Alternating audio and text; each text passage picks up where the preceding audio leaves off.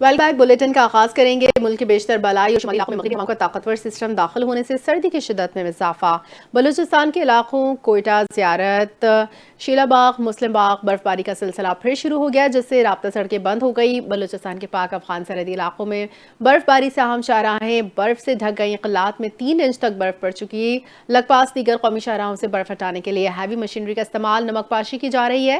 استور میں گزشتہ رات سے پہاڑوں بالائی علاقوں میں برف باری کا سلسلہ وقفے کے ساتھ جاری ہے۔ چلاس میں وابوسر ٹاپ، نانگا پربت، بھٹوکا، تانگیر پہاڑوں پر برف باری ہو رہی ہے۔ غزر میں بالائی علاقوں میں شدید برف باری، میدانی علاقوں میں بارش کے بعد نظام زندگی مفلوج۔ دوسری جانب وادی نیلم میں برف باری کے باعث بند شاہراہ نیلم کو چہلانا سے کیل تک ٹریفک کے لیے بحال کر دیا۔ جبکہ کراچی میں آئندہ 24 گھنٹوں کے دوران موسم خشک اور سرد رہنے کا امکان ہے۔ محکمہ موسمیات کے مطابق شہر کا کم سے کم درجہ حرارت 9 ڈگری سینٹی گریڈ تک رہنے کا امکان، جبکہ زیادہ سے زیادہ درجہ حرارت 23 ڈگری سینٹی گریڈ تک جا سکتا ہے۔ محکمہ موسمیات نے بتایا کہ آج شہر کا کم سے کم درجہ حرارت 12.8 ڈگری سینٹی گریڈ ریکارڈ ہوا۔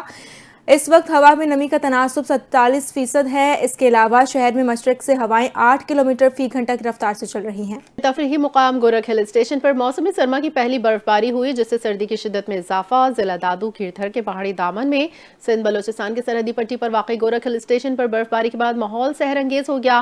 گورکھ ہل اسٹیشن پر برف باری کے بعد درجہ حرارت -2 ڈگری سینٹی گریڈ تک گر گیا۔ یہ وادی مہران کا واحد بلند ترین تفریحی سرد ترین مقام ہے، جہاں موسم سرما کچھ سالوں بعد برف باری۔ پاک افغان بارڈر پر شدید برف باری اور منفی درجہ حرارت کے باوجود پاک فوج اور فرنٹیئر کور بلوچستان نارتھ کے جوان مکمل طور پر الرٹ اور چاق و چوبند ہیں۔ سخت موسمی حالات، برفانی طوفان اور شدید سردی بھی سیکیورٹی فورسز کے جذبہ حب الوطنی کو کمزور نہ کر سکی۔ سرحدی علاقوں میں تعینات جوان مؤثر نگرانی کے ذریعے ہر قسم کی دراندازی اور غیر قانونی سرگرمی کو روکنے کے لیے ہر لمحہ تیار ہیں۔ پاک فوج اور FCC بلوچستان نارتھ کی پیشہ ورانہ وابستگی، قربانیاں اور مستعدی قوم کے امن و سلامتی کی مضبوط ضمانت ہیں۔ قوم اپنے ان محافظوں کے عزم، حوصلے اور قربانیوں کو سلام پیش کرتی ہے، جو ہر موسم اور ہر حالت میں وطن عزیز کے دفاع کے لیے سینہ سپر ہیں۔ امریکہ میں شدید برفانی طوفان نے نظام زندگی منجمد کر دیا۔ برف باری کے باعث مختلف حادثات میں 30 افراد ہلاک۔ Washington, new York, Texas, Oklahoma, new Jersey سمیت درجنوں ریاستوں میں سرد ہواؤں کے ساتھ شدید برف باری۔ برفانی طوفان کے باعث امریکہ بھر میں 19,000 پروازیں منسوخ۔ واشنگٹن میں وفاقی دفاتر بند۔ ارکنساس سے نیو انگلینڈ تک کے 1 فٹ سے زائد برف پڑ چکی۔ تعلیمی ادارے بند۔ پیٹسبرگ کے شمالی علاقوں میں 20 انچ تک برف باری ریکارڈ۔ درجہ حرارت -31 ڈگری سینٹی گریڈ گر گیا۔ کچھ علاقوں میں دہائیوں سے شدید ترین سردی محسوس کی گئی۔ نیو یارک سٹی میں 8 افراد کی لاشیں کھلے مقام سے ملی۔ بارش اور برفانی طوفان کے باعث 10 لاکھ سے زائد افراد بجلی سے محروم ہیں۔ 44 ریاستوں کے تقریباً 20 کروڑ افراد کے لیے شدید ترین ٹھنڈ کی وارننگ جاری۔ 24 ریاستوں میں ایمرجنسی نافذ۔ محکمہ موسمیات نے خبردار کیا کہ آئندہ دنوں میں مزید شدید سردی اور ممکنہ طور پر ایک اور برفانی طوفان مشرقی ساحلی علاقوں کو متاثر کر سکتا ہے۔ خبر یہ ہے کہ جنوبی ایشیا میں عدم استحکام کی بنیادی وجہ بھارت کا کشمیر پر غیر قانونی قبضہ ہے۔ پاکستان کے مستقل مندوب عاصم افتخار نے سلامتی کونسل میں امن، انصاف اور کثیر الجہتی نظام سے متعلق مباحثے میں خطاب کرتے ہوئے کہا کہ قانون کی حکمرانی امن و انصاف اور اجتماعی سلامتی کے لیے ناگزیر ہے۔ آج بین الاقوامی قانون کے احترام کو کڑی آزمائش کا سامنا ہے۔ عاصم افتخار نے کہا کہ یک طرفہ اقدامات نے ریاستوں کے عالمی قوانین کو مجروح کیا۔ جب قانون طاقت یا مصالحت کے آگے جھکے گا تو عدم استحکام گہرا ہوگا، تنازعات مزید جڑ پکڑ لیتے ہیں اور اب پرامن بقائے باہمی خطرے میں پڑ جاتی ہے۔ انہوں نے کہا کہ یک طرفہ اقدامات کو معمول بنانے کی کوششیں اجتماعی سلامتی کو کمزور کرتی ہیں۔ پاکستان نے خود بھی ایسی خلاف ورزیوں کا سامنا کیا ہے۔ بھارت نے گزشتہ سال پاکستانی خود مختاری کی خلاف ورزی کر کے جارحیت کا ارتکاب کیا ہے۔ مستقل مندوب نے خطاب کرتے ہوئے مزید کہا کہ پاکستان نے حق دفاع کو ذمہ دارانہ، محتاط اور متناسب انداز میں استعمال کیا ہے۔ پاکستانی رد عمل نے واضح کر دیا کہ جبر کسی طور پر قبول نہیں۔ ریاستوں کے مابین واحد معیار بین الاقوامی قانون کا احترام ہے۔ عاصم افتخار نے کہا کہ جبر یا استثناء سے جنم لینے والا جو کوئی بھی نیا معمول ہو وہ قابل قبول نہیں۔ کشمیریوں کو حق خود ارادیت سے محروم کرنا سنگین انسانی حقوق کی خلاف ورزی ہے۔ MQM پاکستان کے اہم وزراء اراکین اسمبلی لیڈروں کی سیکیورٹی اچانک واپس لی گئی۔ وفاقی وزیر خالد مقبول صدیقی، فاروق ستار، مصطفیٰ کمال انیس قائم خانی کی سیکیورٹی واپس لی گئی۔ اس کے علاوہ سندھ اسمبلی میں MQM کے اپوزیشن لیڈر علی خورشیدی کی سیکیورٹی واپس لی گئی۔ MQM کے وزراء اراکین اسمبلی لیڈروں نے سیکیورٹی ہٹائے جانے پر تشویش کا اظہار کیا۔ MQM رہنما نے بتایا نے سیکیورٹی واپس بلائے جانے کی وجہ نہیں بتائی، ممکنہ سانحہ گل پلازا پر تنقید وجہ بنی ہو۔ متحدہ رہنما نے کہا کہ وہ سانحہ گل پلازا پر سوالات اٹھاتے رہیں گے۔ اس صورتحال میں MQM رہنماؤں نے ہنگامی پریس کانفرنس طلب کی۔ واقعی آئینی عدالت میں سپر ٹیکس سے متعلق اہم کیس کی سماعت مکمل ہونے کے بعد عدالت نے فیصلہ محفوظ کر لیا ہے۔ چیف جسٹس امین الدین خان کی سربراہی میں 3 رکنی بینچ نے کیس پر سماعت کی۔ مزید تفصیلات جانتے ہیں فیصل عظیم سے۔ فیصل، تفصیلات سے آگاہ کیجیے۔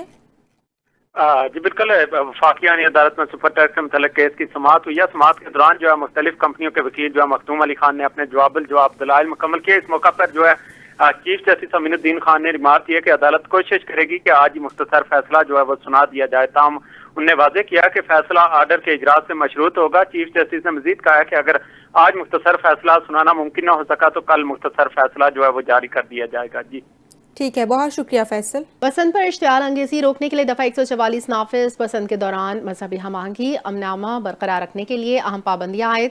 پتنگوں پر مقدس کتب، مذہبی مقامات، کسی شخصیت کی تصویر لگانے کی پابندی، کسی ملک یا سیاسی جماعت کے جھنڈے کی تصویر والی پتنگوں پر پابندی ہوگی۔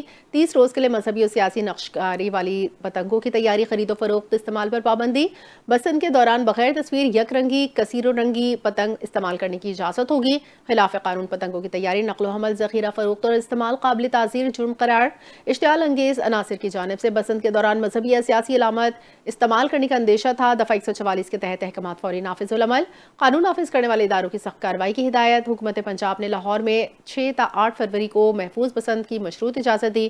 ڈپٹی کمشنر لاہور نے پنجاب کائٹ فلائنگ ایکٹ 2025 کے تحت بسنت 2026 کا نوٹیفیکیشن جاری۔ وزیر اعلیٰ پنجاب مریم نواز شریف نے ہر ضلع میں اسٹروک مینجمنٹ سینٹر قائم کرنے کی منظوری دے دی ہے۔ ہر DHQ میں نیورولوجسٹ اور پیڈس نیورولوجسٹ تعینات کرنے کا اصولی فیصلہ بھی کیا گیا ہے۔ وزیر اعلیٰ نے ہدایت کی ہے کہ ہر ضلع میں 1 ڈاکٹر اور 1 نرس کو فوری طور پر 3 ماہ کی اسٹروک مینجمنٹ ٹریننگ کروائی جائے۔ وزیر اعلیٰ مریم نواز شریف نے فوری طور پر اسٹروک پیشنٹ کے لیے ٹیلی میڈیسن پروجیکٹ شروع کرنے کا حکم بھی دیا۔ ضلع اسپتالوں کے ڈاکٹر فالج کے مریض کے فوری علاج کے لیے اسپیشلسٹ اور کنسلٹنٹ سے رابطہ کریں گے۔ وزیر اعلیٰ مریم نواز شریف نے اسٹروک مینجمنٹ سینٹر کے لیے نرسز ٹریننگ پروگرام شروع کرنے کی ہدایت کی، جبکہ ریسکیورز اسٹروک مینجمنٹ ٹریننگ کروانے کے لیے اقدامات کا حکم دیا گیا۔ انہوں نے ہدایت کی کہ فالج کے علاج کے لیے عوامی آگاہی مہم شروع کی جائے۔ مریم نواز شریف کا کہنا تھا کہ فالج کے علاج کے لیے گولڈن آورز کی اہمیت مسلمہ ہے۔ آگاہی مہم خود لیڈ کروں گی۔ پنجاب کے ہر چلڈرن اسپتال میں اسٹروک مینجمنٹ سینٹر بنائیں گے۔ چاہتے ہیں کہ کسی مریض کو علاج کے لیے بڑے شہر نہ جانا پڑے۔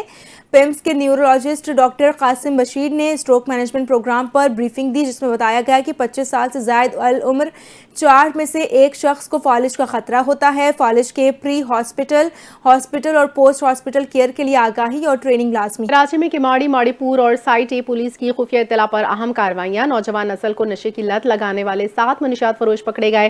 ملزمان سے 9.5 کلو سے زائد منشیات چرس آئس برآمد۔ تفصیلات جانتے ہیں ذیشان ملک سے۔ جی ذیشان۔ جی بالکل، نوجوان نسل کو نشے کی لت لگانے والے منشیات فروش جو ہیں ان پر پولیس نے چھاپہ مار کارروائی کرتے ہوئے ان کو گرفتار کر لیا ہے۔ مجموعی طور پر 7 ملزمان جو ہیں وہ ان کو گرفتار کیا گیا ہے کہ ماڑی پور اور سائٹ پولیس کی خفیہ اطلاع پر اہم کارروائی جو ہے وہ سامنے آئی ہے۔ ملزمان سے 9.5 کلو سے زائد منشیات چرس اور آئس برآمد کر کے ان کو گرفتار کر کے مقدمہ جو ہے وہ درج کر لیا گیا۔ ملزمان میں آصف، عنایت، جواد، اکبر، عالمگیر، شمشیر اور بخت شیری شامل ہیں۔ ملزمان کیماڑی کے مختلف علاقوں میں منشیات کی تبدیل کرتے تھے۔ SSP امجد شیخ نے یہ موقف اپنایا۔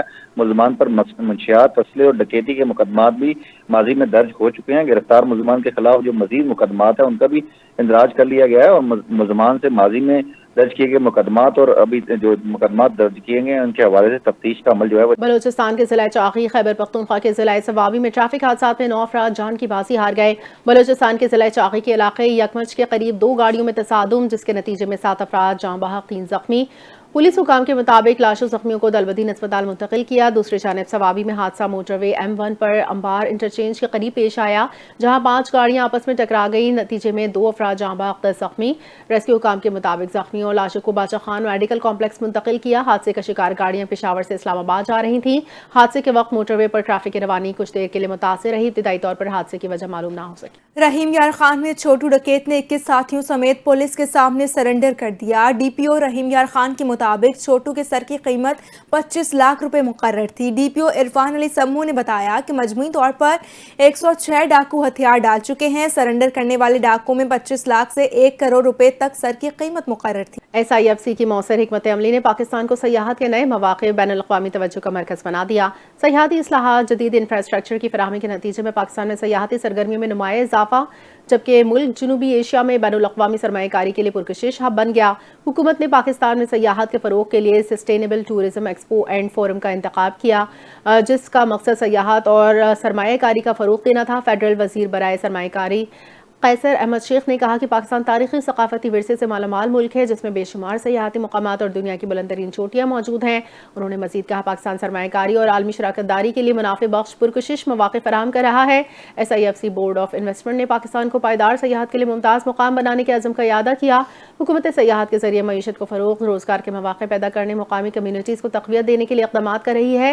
SIFC की सहूलत की बदौलत online visa on arrival service Pakistan को गैर मुल्की सयाहतों के लिए मज़ीद पुरकशिश बना। पाकिस्तान के सबसे बड़े IT फेस्टिवल ITCN एशिया 2026 में स्पेशल कम्युनिकेशन ऑर्गेनाइजेशन ने भरपूर शिरकत करते हुए जदीद टेलीकॉम सर्विसेज से IT स्टार्टअप्स तक अपने मौसर किरदार को नुमायां किया।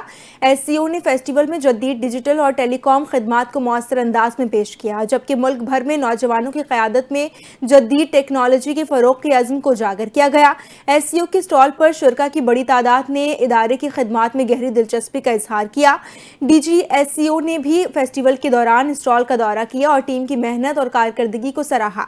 इवेंट में आज़ाद कश्मीर और गिलगित बल्तिस्तान के IT स्टार्टअप्स की नुमायां मौजूदगी शुरका की तवज्जो का मरकज़ रही, जो इलाकाई तरक्की में टेक्नोलॉजी के बढ़ते हुए किरदार की अक्कास है। स्पेशल टेक्नोलॉजी पार्क्स के तहत परवान चढ़ाने वाले नौजवान IT स्टार्टअप्स ने भी फेस्टिवल में खूब पज़िराई हासिल की।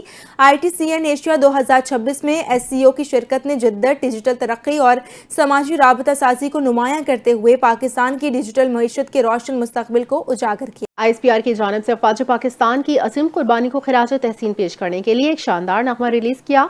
नगमा शदीद मौसमी हालात, बर्फानी तूफ़ानों, नाकाबिल बर्दाश्त सर्दी में वतन के सरहदों के दिफा और मुश्किल में घिरी कौम की खिदमत में मसरूफ़ अफ़वाज पाकिस्तान के अज़म हौसले की बेमिसाल अक्कासी करता है। नगमे में इस हकीकत को उजागर किया कि पाक फ़ौज शब व रोज़ हर किस्म के ख़तरात का मर्दाना वार मुकाबला करते हुए कौमी सलामती के फ़राइज़ अंजाम दे रही है। कुदरती आफत और हर आज़माइश की घड़ी में कौम अफ़वाज पाकिस्तान को अपना मजबूत सहारा समझती है, जबकि सहरंगेज़ बोल, दिल को छू लेने वाली आवाज़ ने समा बांध दिया। ISPR की ज़ेरे एहतमाम विंटर इंटर्नशिप 2026 को नौजवानों की फ़िक्री तरबियत, शऊर की बेदारी और मुस्बत कौमी किरदार के फ़रोग़ के लिए एक अहम इक़दाम करार दिया गया है। इस सिलसिले में सेनेटर अनवारुल हक काकड़ ने विंटर इंटर्नशिप में शरीक तलबा से खुसूसी नशिस्त की। उन्होंने बलोचिस्तान के हवाले से फितनान हिंदुस्तान की गुमराहकुन बयानी और झूठे प्रोपेगेंडे को बेनकाब करते हुए कहा कि शिद्दत पसंद अनासर ने झूठे नारों के तहत मुसल्लह गिरोह तश्कील दिए, जो मुकालमे के बजाय तसादुम और बदअमनी पर यकीन रखते हैं। सेनेटर अनवारुल हक काकड़ का कहना था कि अवाम के जानो माल के दुश्मन इन मसल्लह जत्थों को जवाब देना रियासती इदारों का आईनी और कानूनी हक है। उन्होंने कहा कि महदूद वसाइल के बावजूद अफवाज पाकिस्तान इलाकाई सिक्योरिटी के तनाजुर में मौसर हिकमत अमली पर अमल पैरा है। उन्होंने मजीद कहा कि माजी के मुकाबले में आज बलोचिस्तान में हज़ारों स्कूल, कॉलेजेस, दर्जनों जामियात और अस्पताल फ़ाल हैं, जबकि वफाकी हुकूमत के ताउन से मकामी अफराद कारोबार और सियासत में आगे बढ़ रहे हैं। सेनेटर अनवारुल हक ने मजीद कहा कि अफगानिस्तान से तिजारत सिर्फ कानूनी तरीके से मुमकिन है और स्मगलिंग के खात्मे का फ़ायदा बराह रास्त पाकिस्तानी अवाम को होगा। आखिर में उन्होंने जोर दिया कि बलोचिस्तान में मुफाहमत, हम आंगी और पायदार अमन के लिए रियासत, मीडिया और अवाम को मुश्तरका जिम्मेदारी निभाना होगा। अफगान तालिबान रजीम के नाम नहायत तासीरी सज़ा से मुतालिक ज़ाब्ता कानून आलमी और अफगान सतह पर शदीद तनकीद का शिकार हो गया। ये ज़ाब्ता इंसानी हुकूक, शहरी आज़ादी, कानूनी इंसाफ के उसूलों को पामाल करने کرنے کے لیے بنایا، اسے ظلم اور معاشرتی کنٹرول کا آلہ قرار دیا۔ اقوام متحدہ میں افغانستان کے لیے انسانی حقوق کے خصوصی نمائندے رچرڈ بینٹ نے کہا، سزا سے متعلق یہ دستور نتائج کے لحاظ سے سنگین ہوگا۔ افغان قومی سلامتی کے سابق سربراہ رحمت اللہ نبیل نے اسے مذہب کا سیاسی استعمال اور سخت گیر قرار دیا، جبکہ آسٹریلیا میں افغانستان کے سفیر منیزہ بختیاری نے کہا کہ ضابطانہ آبرانہ نظریہ کاز قرار دیا اور کہا کہ یہ قانون کے بجائے سماجی کنٹرول کا ذریعہ ہے۔ قانونی ماہرین کے مطابق یہ ضابطہ انسانی وقار، شہری مساوات، قانونی انصاف کو پامال کرتا ہے اور قانون کے نام پر تشدد اور امتیاز کو سرکاری طور پر جائز قرار دیتا ہے۔ افغان شہریوں نے سوشل میڈیا پر ضابطے کی بے رحم سماجی طبقات بندی اور ظالمانہ امتیاز کو بے نقاب کیا ہے۔ ماہرین کے مطابق یہ ضابطہ خوف، جبر، اطاعت کے ذریعے معاشرے کو کنٹرول کرنے کی کوشش ہے۔ اس سے انسانی حقوق، معاشرے اور سیاسی ڈھانچہ شدید متاثر ہوگا۔ سانحہ کپواڑہ مقبوضہ جموں کشمیر میں بھارتی ریاستی جبر اور نام نہاد جمہوریت کے سیاہ ترین چہرے کی واضح مثال ہے۔ 27 جنوری 1994 کو کپواڑہ میں بھارتی قابض فورسز نے پرامن اور نہتے کشمیری شہریوں پر بلا اشتعال فائرنگ کر کے 27 افراد کو شہید جبکہ درجنوں کو زخمی کر دیا۔ یہ قتل عام اس وقت کیا گیا جب کشمیری عوام نے ایک دن قبل 26 جنوری کو بھارتی یوم جمہوریہ کا مکمل بائیکاٹ کر کے بھارتی قبضے اور جھوٹی جمہوریت کو مسترد کیا تھا۔